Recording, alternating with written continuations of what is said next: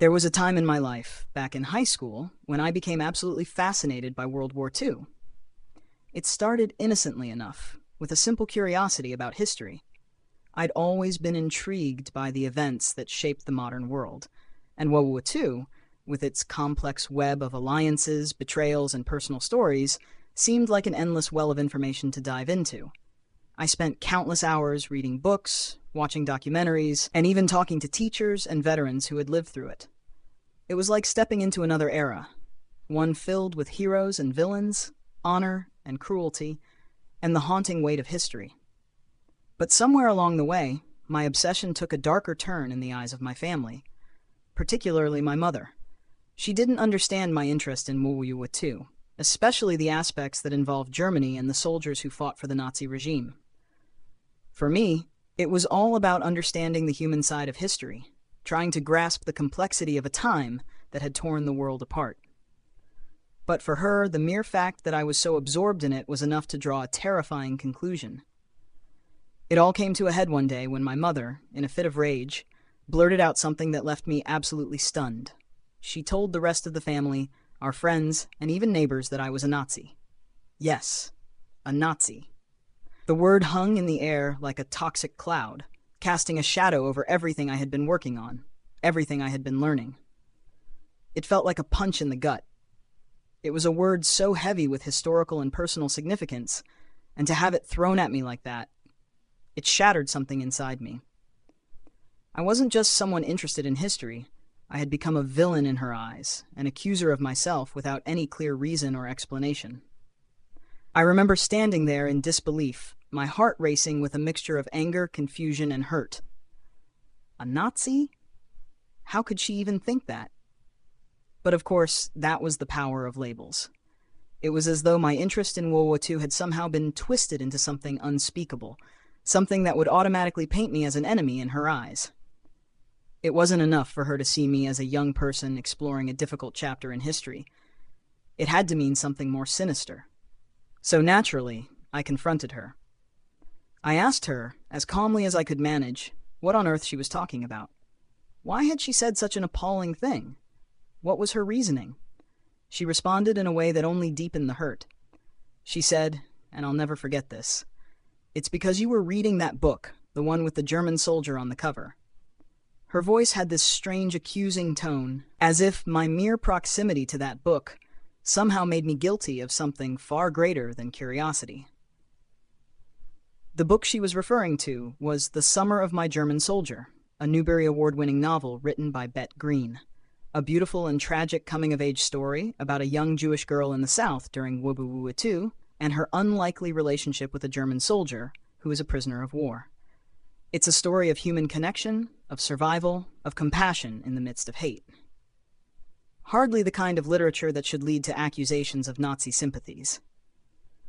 But to my mother, there was no nuance, no understanding of context, just a German soldier on the cover, and in her mind, that was enough to make me guilty of something I couldn't even begin to understand. I tried to explain this to her, but it was like speaking to a brick wall. She had already made up her mind. Her fear, her misunderstanding of what I was really doing, exploring history with the intent to learn and understand, had clouded everything. Instead of seeing a young person trying to make sense of a war that changed the world, she saw a threat, a sign of something dark and dangerous lurking within me. And that moment, when I realized just how far off the mark she was, became a turning point in our relationship. I couldn't erase the image she now had of me, no matter how hard I tried to explain. And even though I still wanted to learn, to delve deeper into the history that fascinated me, that one accusation hung over me like a shadow I couldn't escape. I can still feel the sting of that moment, even years later. It was a harsh reminder of how easy it is for people to misinterpret or jump to conclusions, especially when they don't understand something or are too frightened to try.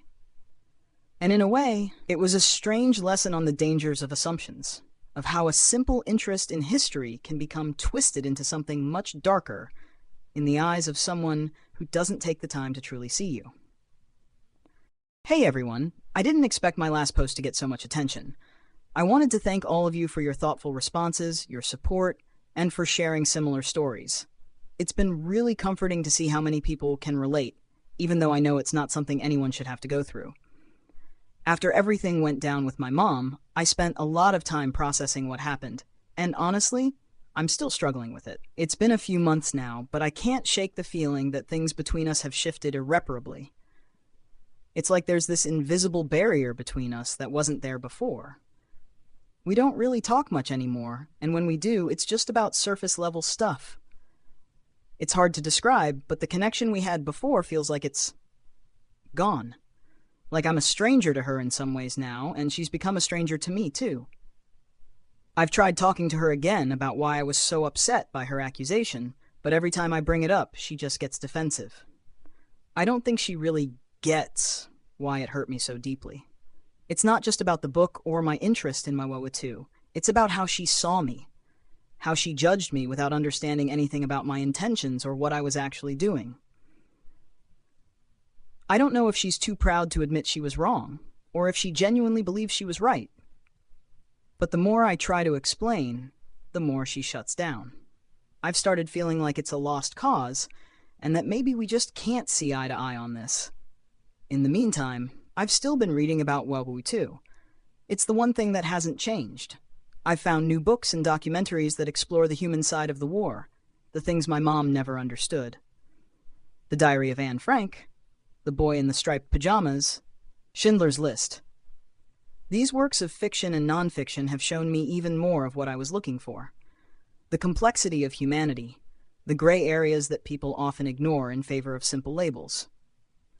But as much as I still care about history and learning from it, I've become more wary of sharing my interests with people around me. I don't want to get caught up in another misunderstanding, so I've kept most of my research to myself. I've also been thinking about my relationship with my mom, wondering if this is something I'll ever be able to move past. Part of me wants to just let it go and focus on things I can control. My education, my personal growth, my own understanding of history. But another part of me is holding on, waiting for her to acknowledge how wrong she was. I don't want to carry this resentment forever, but it's hard not to when I feel like she's never even tried to see things from my perspective. For now, I guess I'll just keep moving forward. The books are still there, waiting for me, and I'll keep learning as much as I can. I just wish it wasn't at the cost of my relationship with my mom. Thanks again to everyone who shared their experiences and words of advice.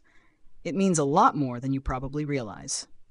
Hey everyone, I know I've been quiet for a while, but I felt like I owed you all an update, especially since so many of you reached out with advice, support, and shared experiences. I honestly wasn't sure if I'd even come back to this, but I've been reflecting on everything that's happened, and I think it's time to share the final chapter of this story. First off, thank you to everyone who responded to my original post. I read every comment and really took it to heart. Many of you suggested I try to approach my mom from a different angle, maybe focusing on the emotional impact of her accusation rather than trying to convince her about history. Some even suggested that I take a step back, give it time, and let her come to her own realization. I really appreciated all the thoughtful suggestions, even if at the time I wasn't sure if any of it would make a difference. So, here's what happened. After months of trying to navigate around the tension, I realized I couldn't keep waiting for my mom to come around on her own. The rift between us was only getting worse. I'd catch myself distancing from her more and more, avoiding family gatherings, and growing more resentful every time we spoke. It felt like there was this unspoken weight in every conversation, and that wasn't healthy for either of us. So after a lot of thinking, I decided to have one final conversation with her, even though I was scared. I figured that if this was ever going to get resolved, it was on me to take the first step. I sat her down one evening, and I tried to be as calm and honest as I could. I told her that I understood why she was worried, and that I didn't expect her to understand everything I was doing. But I also told her that accusing me of being a Nazi because I was reading a book about WWII, it felt like a betrayal. It felt like she was judging me without even trying to understand my intentions. I explained how that accusation had hurt me, how it had broken the trust I thought we shared. I told her that I was still the same person I always was, her child, someone who wanted to understand the world, not perpetuate hate. There was a long silence after I said all of that. I could see her struggling with what I was saying, and honestly, I wasn't sure where it was going. Then she said something that surprised me. She apologized. It wasn't a perfect apology, but she did admit that she had acted out of fear and misunderstanding. She said she was scared because she didn't understand why I was so obsessed with a part of history that had caused so much pain. She told me that she thought if she let me go down that path, I might be becoming something she feared, something she didn't want for me. I won't lie, it wasn't some grand reconciliation, and there are still parts of this situation that sting. But hearing her acknowledge the hurt she caused, it was enough to start rebuilding. We still don't talk about WWII much, but there's a sense of understanding now. She doesn't label me anymore, and I've found a way to pursue my interests without feeling like I have to hide them. And while I know this won't solve everything, it feels like a step in the right direction. I've also come to terms with the fact that my relationship with my mom might never be the same as it was before this happened. The dynamic has changed, but we're learning to navigate this new space. And honestly, I think that's okay. Sometimes people grow apart, even when they love each other. As for me, I'm still passionate about WWII history. It's been a journey of self-discovery, learning, and finding my voice in a world that often wants to label us. But I've also learned something much more important: the value of perspective. History is full of gray areas, and we all bring our own biases and fears into how we interpret the past. The same goes for relationships. What's important is to keep talking, keep listening, and sometimes let go of old expectations. Thank you again to everyone who helped me get through this. Your comments and support meant the world to me. And to anyone else going through something similar, I just want to say, don't give up. Sometimes it takes time, and sometimes it takes hard conversations, but things can change. Take care, everyone.